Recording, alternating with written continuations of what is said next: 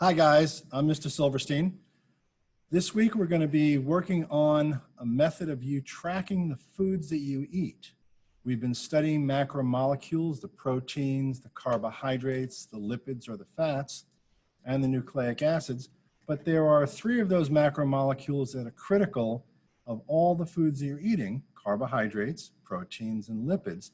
And we want to take a look at how you are eating each day and get an idea as to what mix of those macromolecules you have been eating. Now, next week, we're going to get into nutrition and diets and reading food labels, but we wanted to get you started on tracking your foods. And so we've developed a system that's going to help you do that. Let's get in there and show you it. I'm going to share my screen, and we're going to get talking about this. So the big question we have is, what are you eating? Now, I know each of us every day has a routine.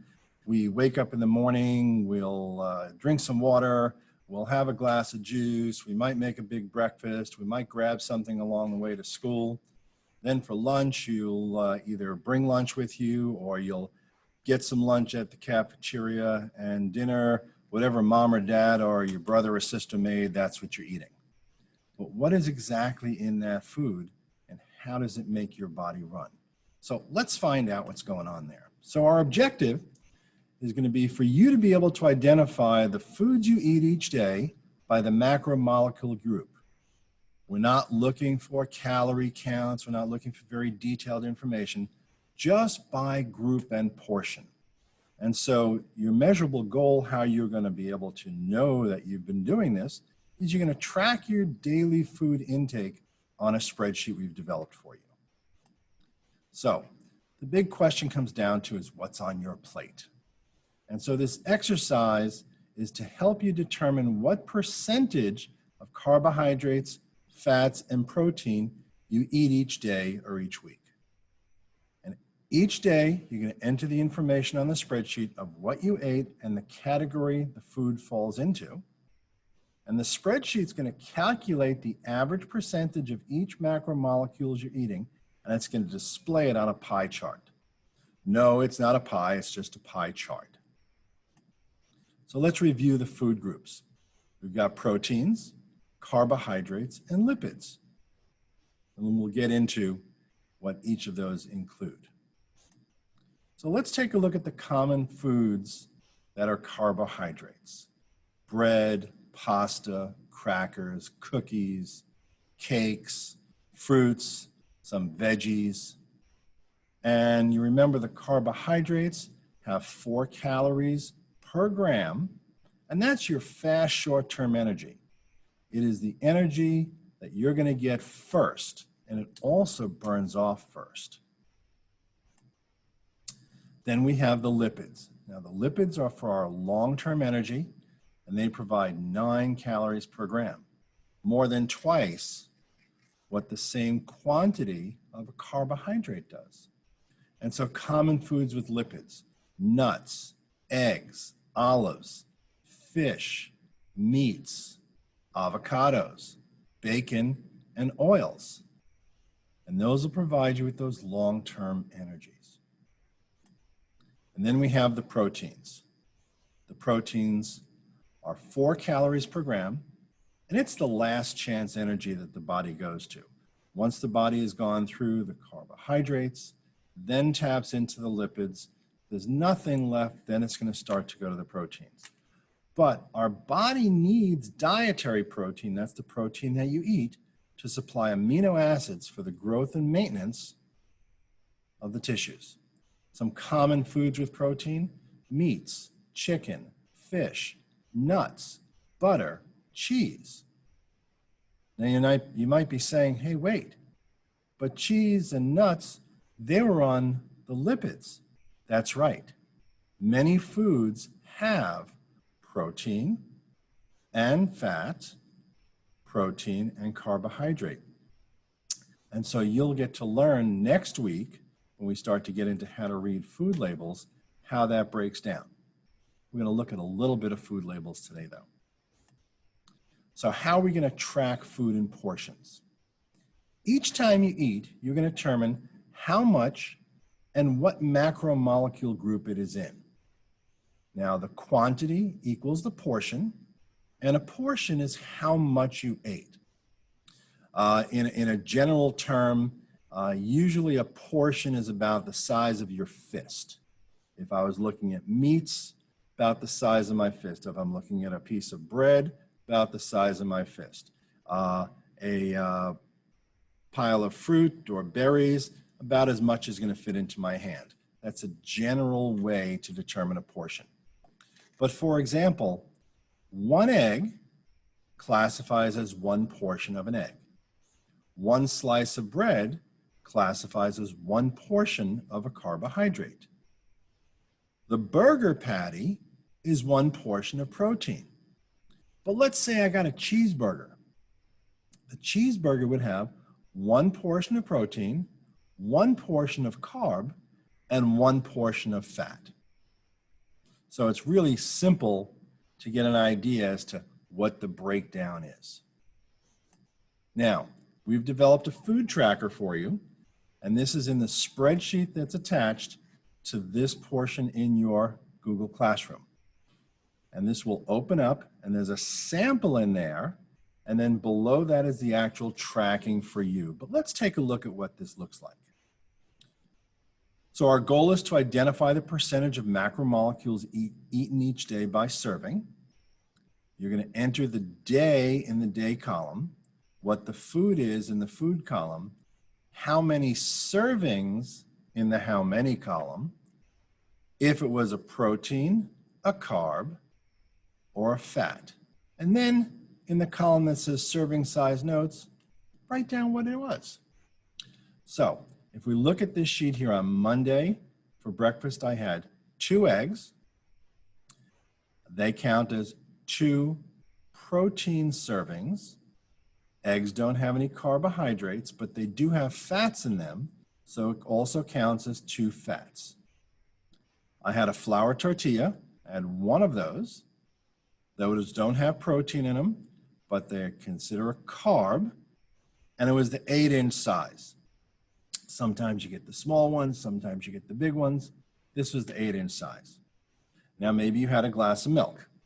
And so there's 1 glass, that counted as 1 protein, 1 carb, and 1 fat, because that glass of milk has all 3 of those in it. And it was an 8-ounce glass. For lunch, I had that cheeseburger. I had 1 cheeseburger. It had 1 protein, 1 carb, 1 fat. And it was a plain 4-ounce cheeseburger. Now, if I had a double cheeseburger, it would get 2 proteins, but if it only had 1 slice of cheese, it would only get 1 fat. I also had a milkshake, and it was a vanilla milkshake, and that has a protein, a carb, and a lipid in it. And I had some French fries. The French fries were 1 carb, but they also counted as a half a fat because the French fries are fried in oil and some of that oil stays on there. Now, you don't have to get really precise on this. We're just looking for general area. Dinner, I had 1 serving of pasta. That was a cup of pasta. That counts as 1 carb. I had some tomato sauce. Now, tomato is actually a fruit, and so it counts also as a carbohydrate. And I had a half a cup of sauce. And then we made some garlic toast. I had 2 slices of that. And that counted as 2 servings of food, but 2 servings of carbs, and they were per slice. And so we see the spreadsheet will automatically calculate that I had 10.5 servings of food that day. 5 of those servings were protein, 8.5 servings were carbs, and 5.5 servings were fats or those lipids. Now, this is automatically going to calculate a pie chart for us. Whoops, I lost my chart. Chart's going to come. If you need some help on the food item, you can look up the food item on an app on your phone by going to myfooddata.com. Now, it's an easy to search food. and it helps you determine the macromolecule content. It's going to bring up a little food label, a nutrition fact, and we're going to spend time next week going through these in detail. But let's just take a quick look. I put in, vanilla milkshake. Now remember, this week we're not caring about counting calories. We're just looking at the food groups.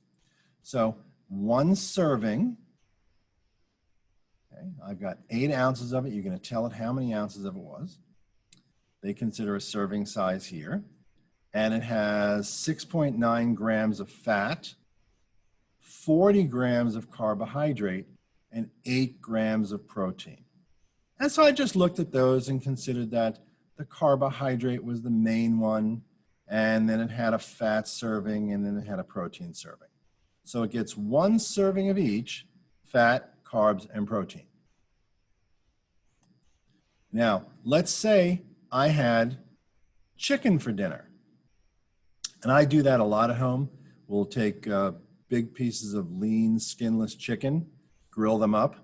And so a lean cooked chicken breast, one size, about 6 ounces, has fat in it, a small amount of fat, has 0 carbohydrates, and it's all protein. And so when I looked at that, it looked like the fat was about 10% of the amount of protein. So I did a little modification of this. And so this would count as 1 protein, 0 carb, but just about 10% fat in a serving. Now, we talked about that graph.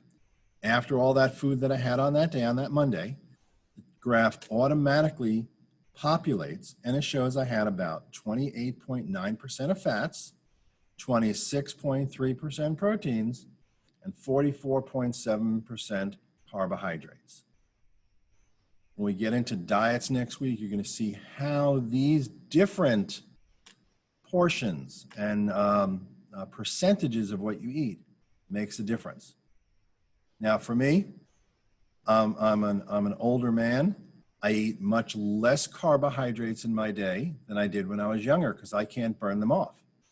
And so my diet, my personal diet, will have more proteins and fats than it will have carbohydrates. But as a teenager, you're probably going to be consuming more carbohydrates each day because you need all of that short-term energy.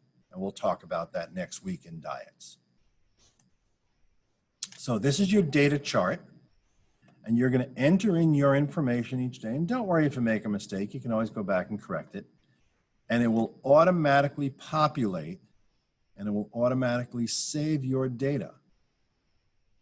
So every time you open up that chart, you can enter in the information, and it's automatically saved on your Google Drive. When it's done, it'll create that pie chart for you. So let's summarize what we're going to be doing this week. Each of the macromolecules are essential for your life. Carbohydrates, lipids, and proteins are needed each day. What we want you to do is, without modifying how you eat, you're going to track your foods each day. And what we mean by not modifying is just eat what you normally eat. Don't think about, oh, I have too much this or too much that. Whatever you eat, just eat. Don't forget also, if you're drinking any sugary liquids, sugary drinks like sodas or Gatorades or things like that, they count as carbohydrates as well. And this data is going to be used for the next concepts we work on nutrition and diet. The data sheet is automatically assigned by your name, and it's in your Google Classroom assignment tab for this. So I'm going to stop my share right now. You guys have been great.